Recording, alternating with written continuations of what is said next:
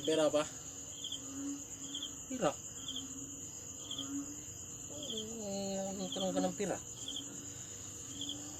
Bakit ba? Ang pera bukas, exam namin.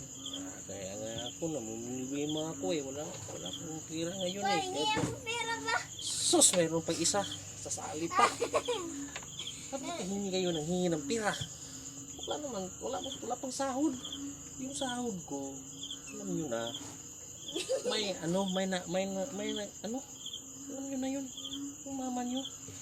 Wala kang pera eh. Eh ikaw, gusto nagtatutong. Tulog ka na doon. Pasok ka bukas.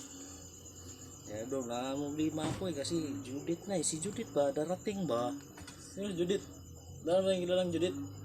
Huwag mo sabihin sa mama mo sino si Judith ha? Bakit? Sino ba Judith? Judith nga eh. Problema ako eh. Damo Sino Judith? talaga. Bakit ba eh? Alis dyan.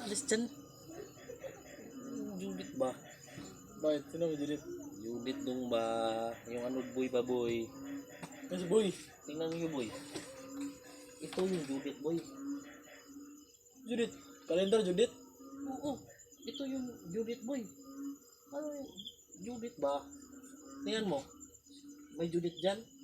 Asan Judith yan? Kat, may Judith ba dyan? Ganda. Ito, Judith to lahat. Itong numero to, Judith to lahat.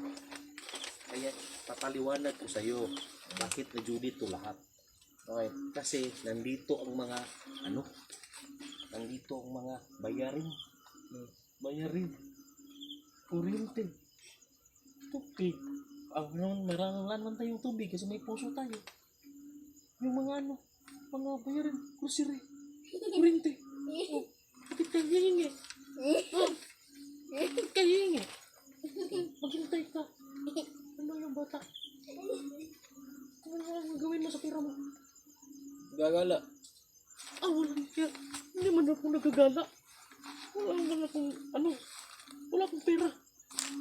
Baka sa susunod, may pera tayo. Gagalain kita. Saan mo gusto mong gumala? Bili ako ng bagong cellphone.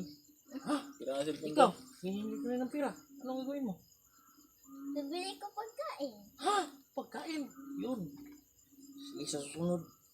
Na may pera na tayo, bibigyan ko kayo. Ipa, dito mo na ako pa. Sige.